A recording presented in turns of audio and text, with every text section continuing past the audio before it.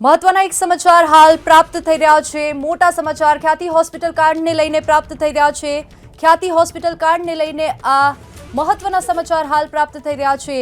ફરાર રાજશ્રી કોઠારીની પોલીસે ધરપકડ કરી। રાજસ્થાનથી રાજશ્રી કોઠારીની ધરપકડ કરવામાં આવી છે। ખ્યાતિ હોસ્પિટલ કાંડનો આરોપી ફરાર આરોપી રાજશ્રી કોઠારીની પોલીસે ધરપકડ કરી છે। રાજસ્થાનથી રાજશ્રી કોઠારીની ધરપકડ કરવામાં આવી છે। આ મહત્વના સમાચાર ખ્યાતિ હોસ્પિટલ કાંડને લઈને સામે આવી રહ્યા છે। અમદાવાદના ખ્યાતિ હોસ્પિટલ કાંડનો ફરાર આરોપી રાજશ્રી કોઠારીની પોલીસે રાજસ્થાનથી ધરપકડ કરી છે। અગાઉ આગોતરા જામીન અરજી કોર્ટે ફગાવી હતી। આ મહિલા આરોપી છે રાજશ્રી કોઠારી, જેમની રાજસ્થાનથી ધરપકડ કરવામાં આવી છે।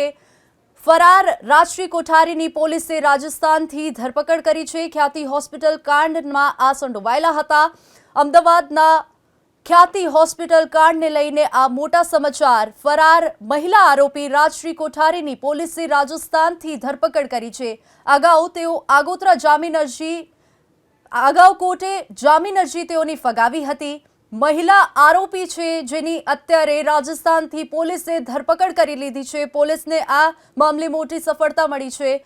કાર્તિક પટેલ સિવાયના તમામ આરોપી ઝડપાઈ ચૂક્યા છે। આ મહત્વના સમાચાર। અત્યાર સુધીમાં 7 આરોપીની થઈ ચૂકી છે ધરપકડ।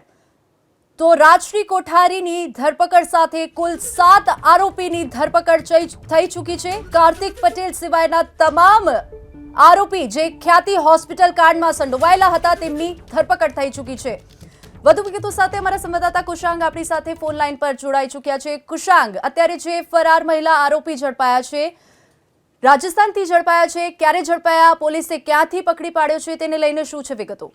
જો વિગતો છે તે સત્તાવાર ક્રાઇમ બ્રાન્ચ તરફથી પ્રેસ કોન્ફરન્સ કરવામાં આવશે, પણ મોટા સમાચાર ખ્યાતિ હોસ્પિટલ કાંડ મામલે ડોક્ટર પ્રશાંત વજીરાણી, ડોક્ટર સંજય પટોલિયા અને ચિરાગ રાજપૂત સહિતની ટીમ બાદ હવે રાજશ્રી કોઠારી છે તેની પણ ધરપકડ કરવામાં આવી છે। હવે એકમાત્ર જે ખ્યાતિ હોસ્પિટલના માલિક છે ડોક્ટર કાર્તિક પટેલ, તેની ધરપકડ કરવા માટેની ક્રાઇમ બ્રાન્ચ તરફથી પ્રયાસ કરવામાં આવશે। રાજસ્થાનમાંથી રાજશ્રી કોઠારી છે તેમને ગત મોડી રાત્રે પકડવામાં આવ્યા છે અને અત્યારે તેમની પૂછપરછ કરવામાં આવી રહી છે કે હોસ્પિટલમાં તેમની જવાબદારીઓ કયા કયા પ્રકારની હતી, કારણ કે આખું શું આયોજિત છે, ષડયંત્ર ગોઠવવામાં આવ્યું હતું। એક બાદ એક રીતે જે લોકોને જવાબદારીઓ સોંપવામાં આવી હતી, ડોક્ટર પ્રશાંત વજીરાણી ઓપરેશન કરતો હતો તો ડોક્ટર ચિરાગ રાજપૂત અને તેની ટીમો અલગ અલગ સ્થળો પર કેમ્પ કરતી હતી।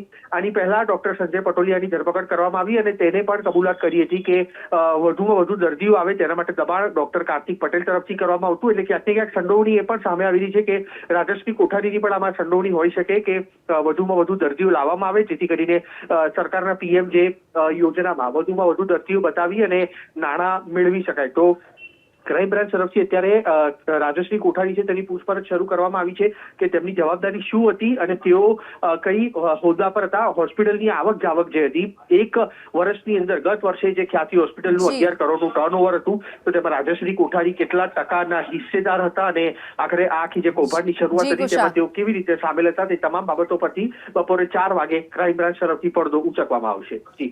જી કુશાંગ, આભાર સમગ્ર માહિતી બદલ।